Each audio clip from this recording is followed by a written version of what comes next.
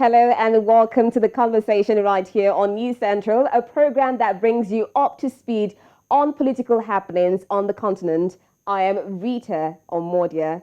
Today, I am eager to be talking about the bilateral meeting between Rwandan President Paul Kagame and his Ugandan counterpart, Yoweri Museveni.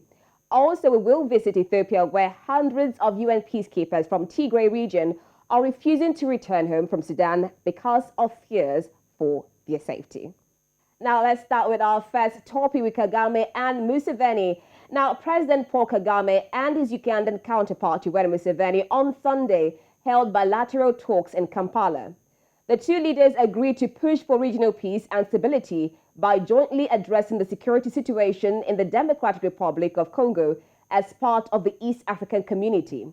The talks came on the backdrop of last week's meeting in Nairobi by the bloc's heads of state, in which they agreed to set up a regional military force bent on ending decades of insecurity in eastern DRC caused by militia groups. DR Congo in early April signed the Treaty of Accession into the EAC, becoming the seventh member of the bloc. President Kagame did not attend the Nairobi meeting last week, where leaders discussed regional security, but was represented by Rwanda's Foreign Affairs Minister, Vincent Biruta. Now, joining me for the conversation today is Kelly Ramapera from Kigali. He is a freelance journalist in Rwanda. It's so good you have you join us on the conversation at this time. Thank you. So let's start with this relationship between Paul Kagame and Yoweri Museveni, that's Uganda's president. We know that Rwanda's president, Paul Kagame, has arrived in Uganda, making his first visit to the country in 4 years, as the relationship between the two East African nations improves following long simmering tensions. Now, how significant was this visit in terms of relations between the two nations? Very significant, because we have seen a standoff between these two countries, people not crossing borders to do business in either countries or to visit their families. Very many families even lost their relatives and could not cross to go to Uganda, or Ugandans coming this side for social events like burial. So this is very significant. If you can see the two presidents meeting and talking together, talking about peace. In fact, they so much talked about peace for DRC, but that simply means that they have already talked about peace for their two countries. So they are now talking about peace for another country. Now, talking about bilateral relations and, of course, bringing peace to the two nations, we know that Paul Kagame and Ugandan President Yoweri Museveni were close allies in the 1980s and 1990s. I mean, they both fought in the civil war to put out Mobutu Sese Seko. And, of course, unfortunately, we saw, according to reports, that during the Second Congo War, there was a bit of friction between two of them. So what actually led to the long simmering tensions between Uganda and Rwanda? The relationship? You said the relationship? Yes. The relationship right now is promising. And I think this is very clear that these two countries have always been together because of their two leaders who are friends to each other, who have been friends and allies for a very long time. So we have seen several countries coming in, trying to bring these two leaders together, these two countries together, but everything failed. But you see the son of Museveni coming here to Rwanda, and he talks to our president here, and everything gets solved just right there after the Edgar Lungu's endeavors, the Kabilas, even from Kenya, Kenyatta tried it, but it failed. So it so much looks like there is a problem between the two leaders themselves, that they always have to solve these problems for their people to be able to work together with the neighbors. Is there any particular reason for these problems? I said earlier that they actually fought together in the World War. What exactly happened between Yoweri Museveni and Paul Kagame? There is no evidence at all of the problem, but what we have in hearsays is that because the ruling party in Rwanda came from the ruling party in Uganda, they were both together fighting a liberation war in Uganda, and then when they captured power, the RPF emerged and said, "We are going to fight for liberty, for the liberation of our country as well." So when they came here, um, people say that Museveni so much wanted to have a hand in the leadership of Rwanda, and so these guys said, "No, we grew up, we are big boys, we are big girls, we can direct it our own destiny the way we want it." So they say that that's where the problem is. So it's just a hearsay, as I said. I'm not sure, there is no evidence for that. But actually, it's a big problem because we've seen it in 2000, 2001, 2002, a standoff still between these two countries, and some clashes in Kisangani, in DRC. And now the same thing. We are not visiting our families. A very tough situation. When you visit people here on the grassroots, they are suffering a lot because of not being allowed to visit each other. So it's a problem. We don't know why. The government here has said that the problem is Uganda arresting Rwandans there, but to be frank, there are very many Rwandans who are in Uganda and have not been arrested. If I also have brothers and sisters there, they were not arrested. They are still there. I'm here in Rwanda. So Uganda says that Rwanda is arresting also its people. Recently, 2018, several people were who had jobs in Rwanda and they were Ugandans. They were dismissed like that. So there has been this misunderstanding. We don't have evidence for it. We are just feeding on information these two leaders are saying. But when we look at it, it could be that there is something beyond that, because even nations themselves, the other presidents try to bring them together. And in many cases, it fails. Just like it failed in the early 2000s, it failed, and they brought themselves together when they wanted. It has happened again this time round. So that's what so far we know, we can know so far. Okay, earlier on you mentioned the son of Museveni, and we know that in March, the Ugandan army general, that is Museveni's son, Muhoozi Kainerugaba, met Kagame in Kigali. Now, what role has he played in repairing long hostile relations with Kigali?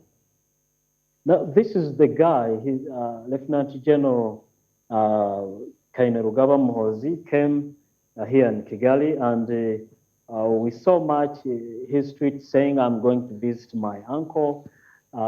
So much like a family affair. So when he came the first time, there was an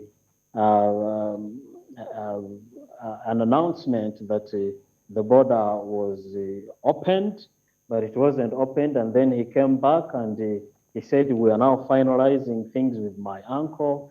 And he was given cattle, it's symbol of peace and the support and everything in the people, in the culture of the people of these two countries.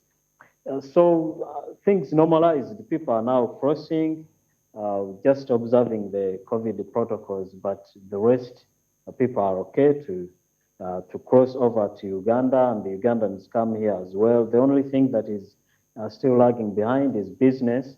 The way Ugandans used to trade with Rwanda, bringing a lot of cooking oil and very many other products to Rwanda, they're no longer bringing them because Rwanda had already created some other ways of importing several commodities from other countries other than Uganda. So Muhoozi played a very big role. Lieutenant General Muhoozi played a very big role, and we owe all this to him because he's the one who initiated it and he pursued it. He came here twice, and when he said things normalized, and they practically normalized it for us to see them. Okay, now still talking about the border closure, which was for about 3 years. You mentioned some effects of this trade between the countries. Now, what were some of the other effects that this border closures caused, especially in terms of trade between the two countries? Yes, of course, we, especially Rwanda, used it to import from Uganda. Uganda has a bit developed industries than Rwanda. And very many businessmen in Uganda, businesswomen in Uganda and Rwanda could not trade between each other because borders were closed. At first, they said borders were closed to people, and then they said no, borders are closed to everything. So we see the communities around borders almost perished, let me say so, because I visited some border communities, and very many people had left the houses, they had gone back to villages where they used to be because there wasn't trade between the two countries. And big factories in Uganda could not import to Rwanda. There are a lot of billions these two countries lost in trade, and very many other things. I'm also aware that there is milk that was being imported from Rwanda to Kenya went bad while in Uganda because of these bad relations. So trade was highly affected, and prices hiked here in Rwanda in the process of looking for some other sources of importation. So trade was so much interrupted, and prices hiked. When the COVID also came in, things worsened. Now, aside the price hike in commodities due to the border closures, earlier on you mentioned some of the warring sides between Uganda and Rwanda, rumors, reports of probably Ugandans arresting Rwandans. Now, there are also allegations that both sides have been arming opposition groups. Have they been laid to rest now? Well, these are things we hear, and most especially on Twitter, people saying, uh, posting passports of some people, and they say this one is in Uganda, is gone to Uganda. Of course, they are going to do ABCD. Yes, we are aware that there are several political dissidents who from Rwanda who went to Uganda, others to other countries, South Africa. So there is an allegation that these people are gathering some other Rwandans because Uganda has a vast Rwandan community there. So there are allegations that these people, political dissidents, are mobilizing those people and mobilizing support from the government of Uganda itself to come and attack Rwanda, which is, that's what the government of Rwanda says.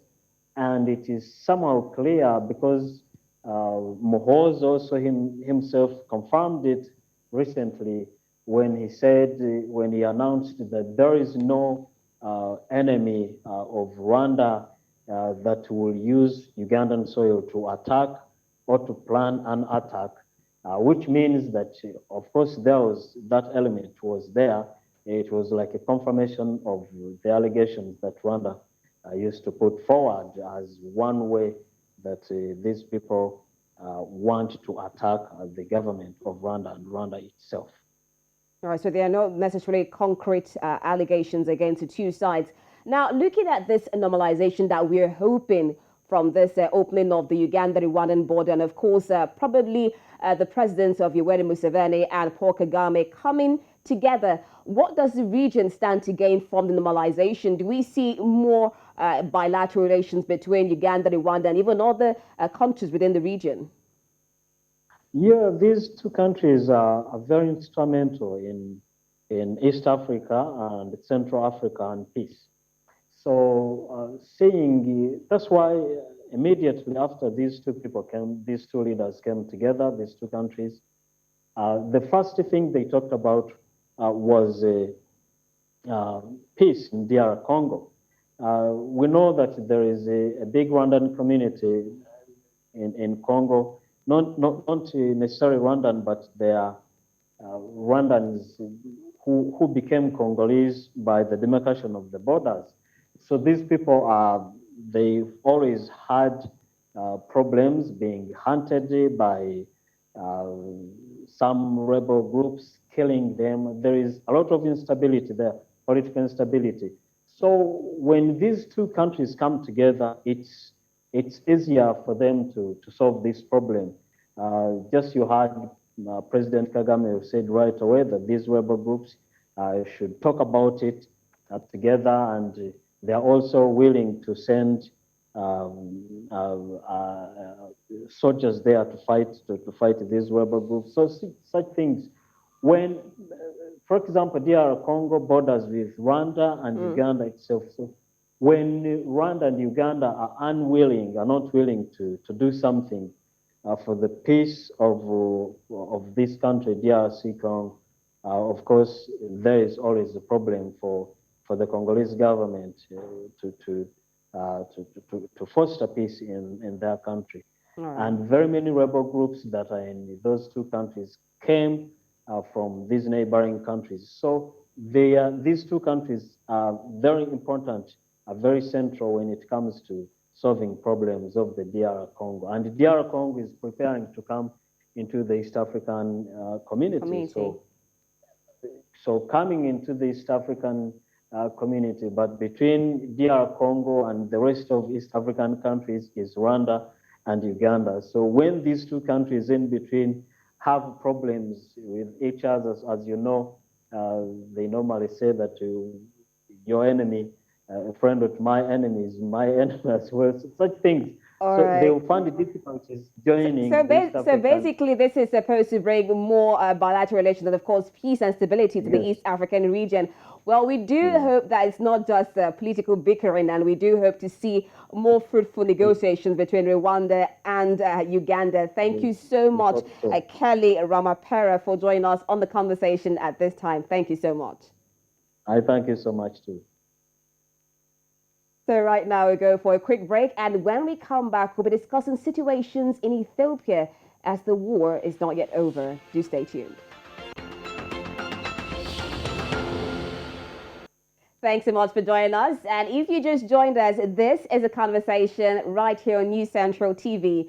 And in the first half of the program, we looked at situations between Uganda and Rwanda, where we saw Uganda's President Paul Kagame visit Uganda's President Yoweri Museveni for the son's birthday after over 4 years. And we know of a bit of a bilateral dispute between Uganda and Rwanda. And of course, due to this association, we see the opening of the Gatuna border.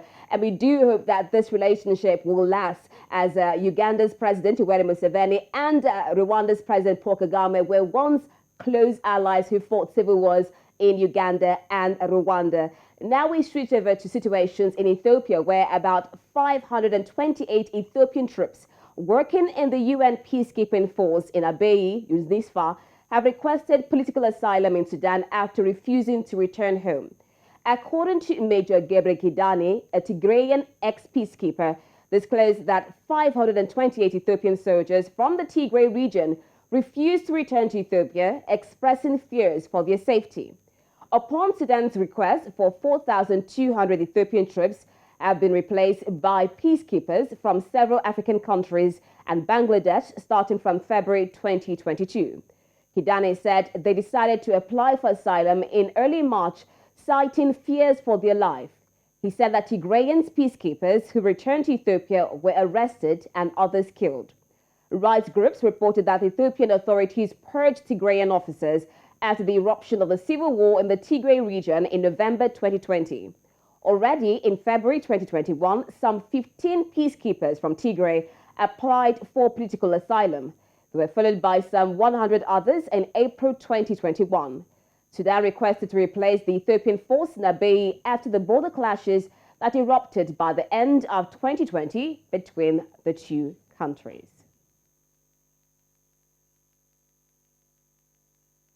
And now joining me now live on the conversation is Yohannes ABRAHA. Thank you so much for joining us on the conversation at this time. Thank you very much for having me. All right, so Yohannes, we're looking at relationships now in Ethiopia. We're seeing peacekeepers saying that they are looking for asylum in Sudan. And from a Tigrayan ex-peacekeeper, that is Gebre Kidani, he said the UN Tigrayan peacekeepers who were returned to Ethiopia were arrested and others killed. How true is this, Yohannes? Well, that's very much true. And I can return you back a little bit. Peacekeepers from Ethiopia, in Darfur and in Somalia, even if some of them were returned back to Ethiopia, many Tigrayan peacekeepers in those areas were seeking for asylum, especially since the war on Tigray erupted. And this time around, as you mentioned, 528 peacekeepers in the Abiy have applied for an asylum because of fear of their life when they return back to Ethiopia. That's true. Has there been any evidence so far, death or record or what? Has there been any evidence so far? Absolutely. So, I mean, it goes back to the very reason that the Ethiopian regime has waged war against Tigrayans. It's been 18 months now, and since the war waged against Tigray, as reputable international agencies already acknowledged war crimes, crimes against humanity, and we say that genocide had been committed in Tigray. And this has been recorded, as I have said, by Amnesty International, Human Rights Watch, the International Crisis Group, and others as well. So if these peacekeepers return back to Ethiopia, their fate will not be different from what has happened to their colleagues.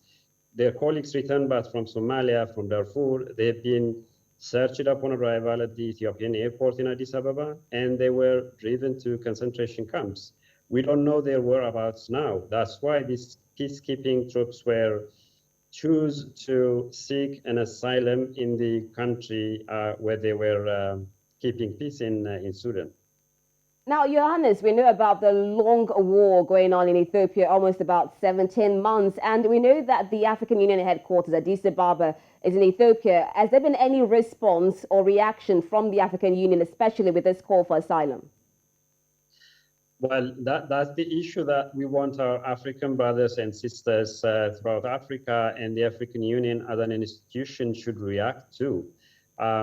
Starting from the onset of the war, we're very much devastated by the response that the African Union and especially its chairperson, Musa Faki Mohammed, has given to this conflict.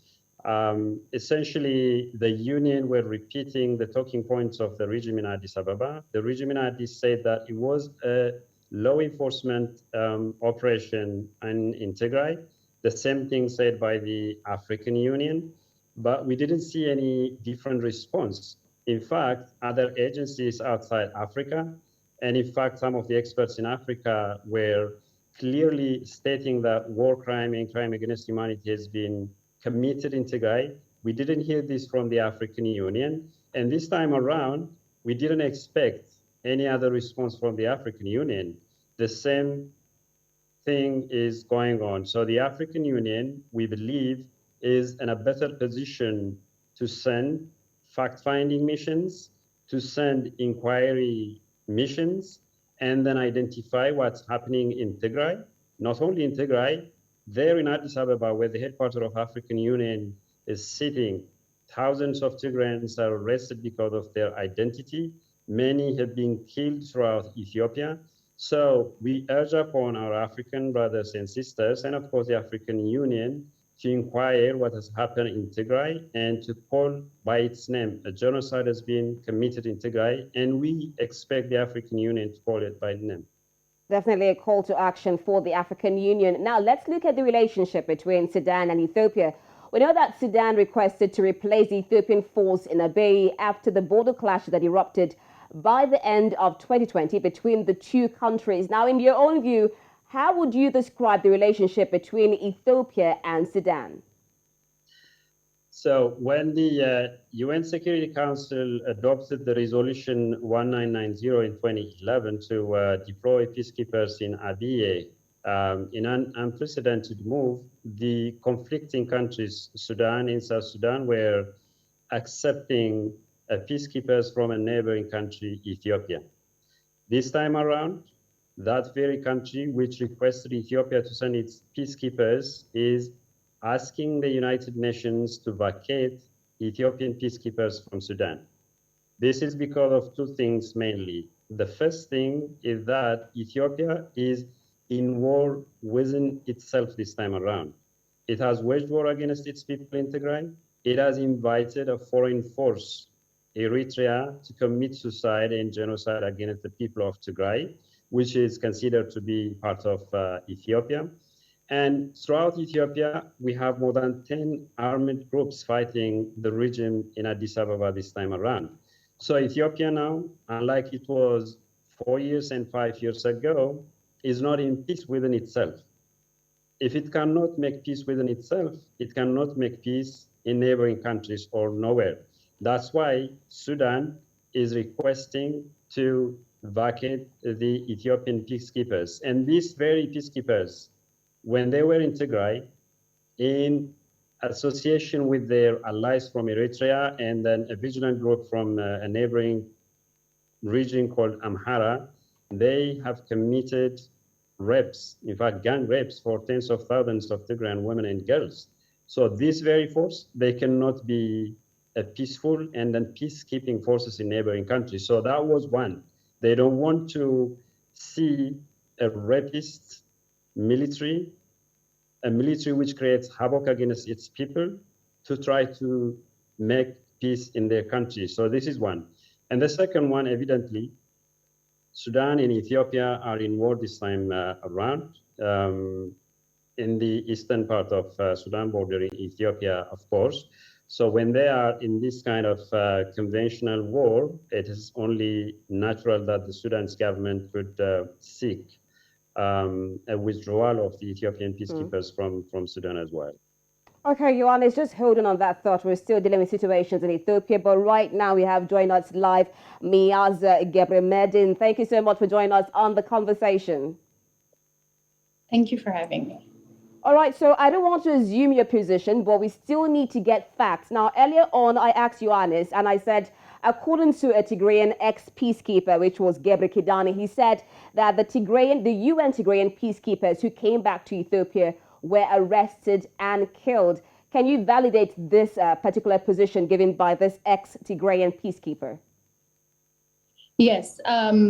Like every other Tigrayan in Ethiopia, they have been attacked. They have been subjected to arbitrary detention once they arrived in Ethiopia, and some of them have actually been killed, and their whereabouts is still unknown to the very date. So I agree with him, and I validate his fears, and especially the former peacekeepers. They're especially targeted because they're trained, their expertise on their field. So the Ethiopian government will either try to force them to join the war against their very own people. In the event they refuse to massacre people, to rape women, and to rape cities and villages across Tigray, they will be faced with brutality that includes detention as well as brutal killing. So I do validate his claims.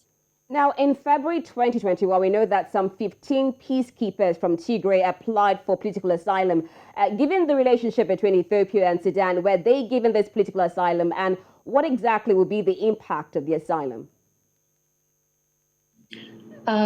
Well, ideally, we would hope this asylum would provide the Tigrayan peacekeepers some level of protection, because we very well know that although they're not physically in Ethiopia, the Ethiopian government has insurgents and spies and assassins everywhere. So because of their high speciality in the area, we fear that their safety could still be jeopardized, even if they're not in Ethiopia physically. So I hope the Sudanese government, in providing asylum, in granting their asylum request, I hope they're providing them some level of protection as well. But at the same time, this signals or shows the very destructive nature of the Ethiopian government. The Ethiopian government has become, just like the Eritrean government, a force of chaos and instability in the Horn of Africa, because they now have a very rough relations, not only with the people of Tigray, but also with neighboring people, including the people in Sudan. So I hope the international community really sees this for what it is, and it is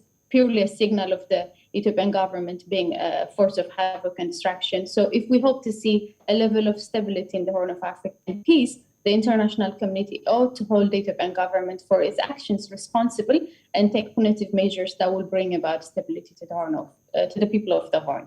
Okay, now, Meaza, we said in February 2021 there was a call for political asylum. Now in 2022, we see Tigrayan UN peacekeepers also asking for asylum. What exactly is the United Nations doing to ensure the safety of these Tigrayan peacekeepers?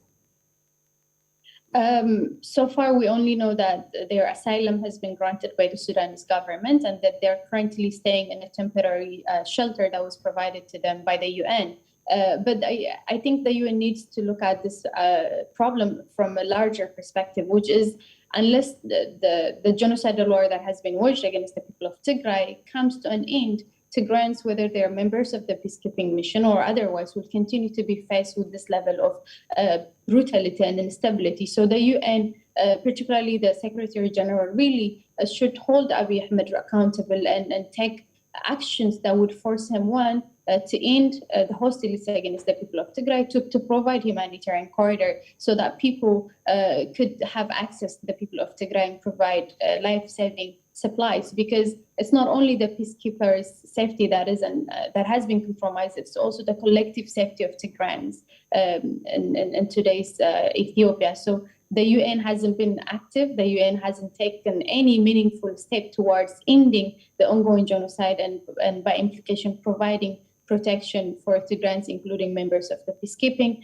But we hope this development would show them the dire need of a meaningful action to be taken from the UN. Now, looking at genocide, and of course, the man Abiy Ahmed, who was a winner of the Nobel Peace Prize, and of course, the leader, the Prime Minister in the Ethiopian government. Now, Yohannes, we know that earlier this year, I think there was a lot of hope. A lot of people were hoping that probably peace would be restored in Ethiopia as the Ethiopian government declared an indefinite humanitarian truce, while Tigrayans actually agreed to the cessation of hostilities. It was a good news when we had it. But has there been any positive progress, especially in terms of humanitarian aid in Ethiopia? Nothing, actually. It's been more than a month now since the indefinite humanitarian truce has been declared by the Ethiopian regime. In the last month plus, we have received only 86 truckloads to Tigray. In principle, Tigray should have received more than 100 trucks a day to respond to the precarious situation that we have inside Tigray. Millions are in famine in Tigray. So we were expecting that, but as I have said, only 86 trucks have been arrived in Tigray. So what has happened is that the Ethiopian regime, as it's been used to do in the last 18 months, when there is a pressure from the international community, UN and countries, they try to ease that pressure by seemingly readying themselves for peace and allowing humanitarian access into Tigray and other affected areas in Ethiopia and so on and so forth. But in reality, they just use it to buy time for their preparation for further carnage. But there is no whatsoever readiness from these parts. In fact, you can link it with the very initial objective of waging war against Tigrayans. There was a war in Tigray to essentially diminish the political, economic, and historical accounts in Tigray. Unless they do that, they will not going to readying themselves for peace. So the humanitarian truce, it is just on the media. They earned undeserved international recognition and appreciation out of that, unfortunately. But in reality, there's nothing which can benefit the people of Tigray. Okay, Meaza, what do you think is the problem? Because Yohannes is saying that this so-called humanitarian truce has not yielded the desired result that a lot of people, especially Tigrayans, were actually hoping for, because Ethiopian government said that they were having a humanitarian truce, and then we know Tigrayans said a seizure of hostilities. So what exactly is the problem? Who exactly is not keeping up to their word? It's definitely the Ethiopian government and its cronies. The Ethiopian government has made it clear that they will not give up a weapon they deem to be most effective in this genocidal war, and which is starving the people of Tigray. So in order to continue systematically to continue starving the people of Tigray, they have mastered they master deception, and they're using different tactics and strategies to confuse the international community into inaction. And the lack of action from the international community is emboldening the Ethiopian government. The Ethiopian government has made it clear that they have access to Afar, which is a region that connects Tigray to the rest of the country, through which the humanitarian aid is supposed to enter into the region. But the Ethiopian government repeatedly said that they don't have control over what's happening, and they kept on scapegoating the regional administration of Afar. But as long as we're concerned, Afar is still part of the Ethiopian Federation. The federal government still has authority and power over the matters of the region. So if the Ethiopian government was truly committed to providing humanitarian aid to the people in need in Tigray, they would have made sure that the road was clear, that aid was freely transported into Tigray. But because they do not want to provide the people of Tigray with aid that would not only save lives but also strengthen the people of Tigray, and they don't want this to happen. But in all of this, the fault lies really on the international community that continues to babysit and to help the Ethiopian government sustain the suffering of the people of Tigray. Because if it was the international community, particularly the UN, African Union, as well as the EU, if they were truly committed to ending the genocide against the people of Tigray, then they would have forced the Ethiopian government to act on its promises. The Ethiopian government has been making... Meaza, if I would butt in here now, you're saying that the international government is not doing enough to pressure the Ethiopian government. We know that the EU executive is actually withholding budget support to Ethiopia's government. Don't you see this as a way forward to severe funding shortfall for the Ethiopian government and actually pressurize Abiy Ahmed into giving into peace talks? No, I don't, because so far what we have seen is talks and statements of concerns and some warnings, but it has been over 100 days of suffering for the people of Tigray. It's high time these international organizations and intergovernmental organizations impose targeted economic and political sanctions on the Ethiopian as well as the Eritrean government, because the Ethiopian and Eritrean government has made it clear that they do not listen to diplomacy. They do not understand talks of reconciliation. The only thing that would force them into opening the humanitarian corridor and saving lives in Tigray is taking punitive measures. Last week, we just learned that the World Bank had actually approved a grant of $300 million to the Ethiopian government. We very well know that this money is going to be used to sustain the Tigray genocide in so many ways. So you cannot really continue to babysit the federal government that continues to sustain this genocide, and on the other hand, expect them to provide humanitarian corridor to the people of Tigray. So yes, the international community is not doing enough. The international community, if only, they're emboldening the genocidal forces both in Ethiopia and Eritrea. Okay, Yohannes, do you believe in that? Do you believe that this money that has been funded by the World Bank, of course, we know of the humanitarian aid and the humanitarian dire need going on in the Tigray region. We see so many people that are going hungry there. So don't you think that this funding from the World Bank will help assist people in need of aid? Absolutely. So two things here with regard to the 300 million approved by the World Bank. It's said to be going to be implemented in 5 regions in Ethiopia, including Tigray. But the very problem here is that the modality that this money will going to be implemented is very problematic. It is going to be implemented under the 4R P4R modality, meaning the money will go directly to the coffers of the Ethiopian government, and the Ethiopian government will have a full discretion to implement it.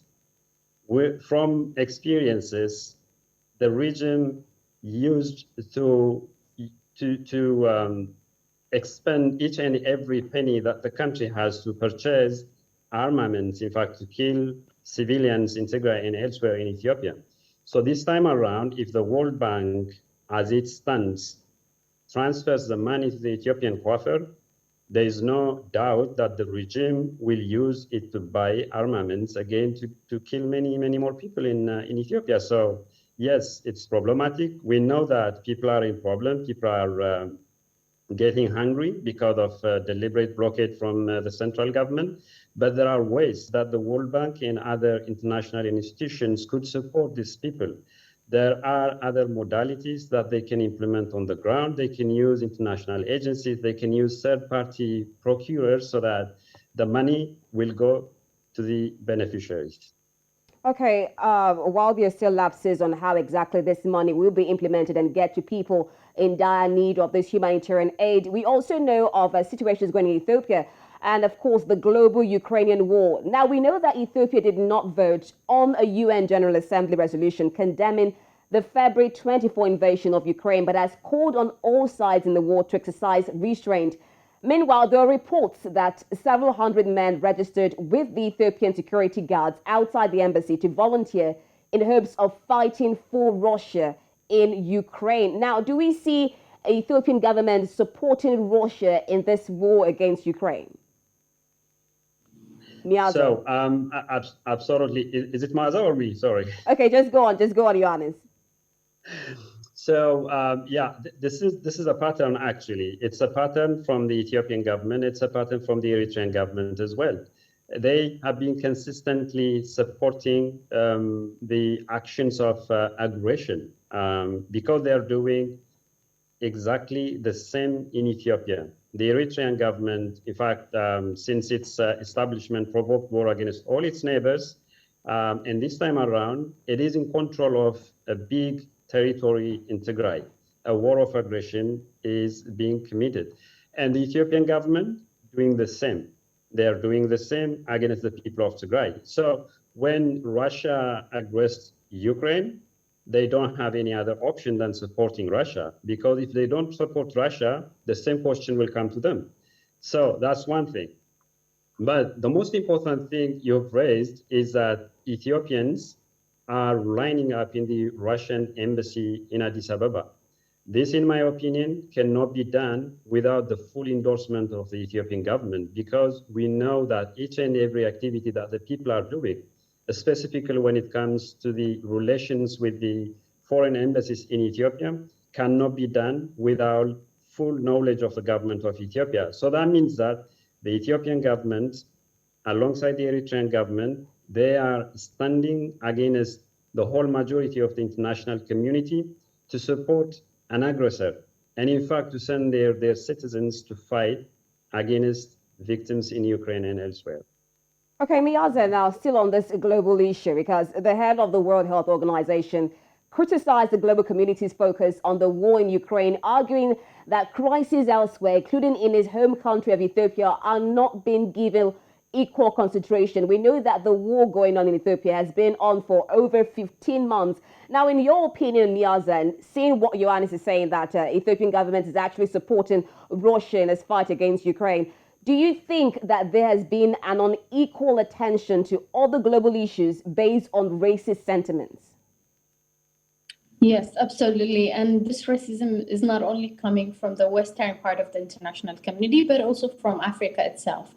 African leaders, particularly those at the African Union, have made it clear that Black lives do not matter to them, because if Black lives truly mattered to them, then they would have taken a stand against the Tigray genocide, and they would have saved lives way before it actually got to where it is today. We have seen leaders of the African Union justifying the Tigray genocide by calling it a law and order operation, just like the way the Ethiopian government has been justifying the massacre and the mass detention, as well as destruction of Tigray. So yes, there is an equal attention that is being given to plights of different people across the world, but particularly to the people of Tigray. It has been over 500 days, and for over 500 days, the people of Tigray have been subjected to brutality and to siege as well. So if leaders were truly committed to protecting human lives, despite their colors or political interests attached to the conflict that is undermining their safety, then they would have taken a bold move and hold Ethiopia as well as Eritrea accountable and impose sanctions on them. But that's not what we're seeing. Even with genocide determination, you see the Biden administration and the U.S. thinking or talking about potential genocide being committed against the people of Ukraine, while they're not taking the same action when it comes to the people of Tigray, despite the mounting evidence proving that a genocide has indeed taken place and continue to take place against the people of Tigray. So yes, there is racism, there is an element of ignorance when it comes to the plight of Black people, particularly the people of Tigray, but this is not only by white leaders, this is not only by those in the Western Hemisphere, it's also by African leaders. And I hope your audience, particularly young Africans, will hold their leaders accountable and start asking questions. What are these intergovernmental institutions that are designed to provide safety and protection to the Africans doing right now when it comes to the people of Tigray that continue to suffer at the hands of the Ethiopian and the Eritrean dictatorial regimes? Okay, a lot needs to be done by African leaders. Now, I'll go to Yohannes. Still on this issue of the asylum now, we see we see war going on in Ethiopia, and now we see UN peacekeepers actually looking for asylum in Sudan. Now, do you think the UN will have to adopt another policy framework outside the national framework, like an independent control and command for peacekeeping missions? Well, I think that's my opinion as well. Specifically, countries like Ethiopia, who, as I have said, are in conflict within their own and then committing genocide against their people. There must be a separate, actually, inquiry. There must be a separate mechanism whereby these kind of countries, these troop contributing nations, should not participate actually in future endeavors of the same. Most importantly, when it comes to the Horn of Africa, there is an alliance this time around between the Ethiopian regime, the Eritrean regime, and then of course the president of Somalia. The alliance of these three dictators, I would say, they are creating much more havoc to the already turbulent region in the Horn of Africa. And any attempt, any effort to make peace in this area of Africa must be treated specifically, and then it should be with the exception of those countries who are already committing genocide against their people. Okay, finally, let's hear from you, Meaza. What do you think will be the impact for peacekeeping missions, especially with the UN? This is, I think it's an unprecedented development that has just happened in Sudan, where a contingent of a given country has been asked to withdraw its forces, and it shows to the true nature of the Ethiopian government. And I believe this is going to set a new precedent, but I also hope the UN would find a way to continue to provide protection for this for the Tigrayan peacekeepers, not only by granting their asylum, but also by providing them with benefits that they are rightfully beneficiaries to, including their salaries, because I've been talking to some of them and their salaries still continue to be given to the Ethiopian government, although they have sought for asylum. So I hope the UN would find a way to continue to provide meaningful support to the people. Thank you so much, Meaza Gebremedhin, and of course, Yohannes ABRAHA. Now, Meaza is an international relations researcher and human rights advocate, while Yohannes ABRAHA is a former Ethiopian diplomat. Thank you so much for joining us on the conversation. Of course, what we hope for is peace in Ethiopia. Thank you so much for joining us in the conversation. Thank you very much. And that's where we'll draw the curtains for today's edition of The Conversation. On the first belt, we dealt with the visit of Rwandan President Paul Kagame to Uganda, visiting Yoweri Museveni after over 4 years. What are the bilateral relations that this meeting is going to bring? And of course, on the second belt, we dealt with situations in Ethiopia, especially as UN Tigrayan peacekeepers are seeking for asylum in Sudan. And of course, the general call is for peace in Ethiopia and of course, all around the world. Thank you so much for joining us on The Conversation today. Do join us again on Wednesday for another episode of The Conversation. And of course, it doesn't end here. You can join us on social media at News Central TV. Bye-bye.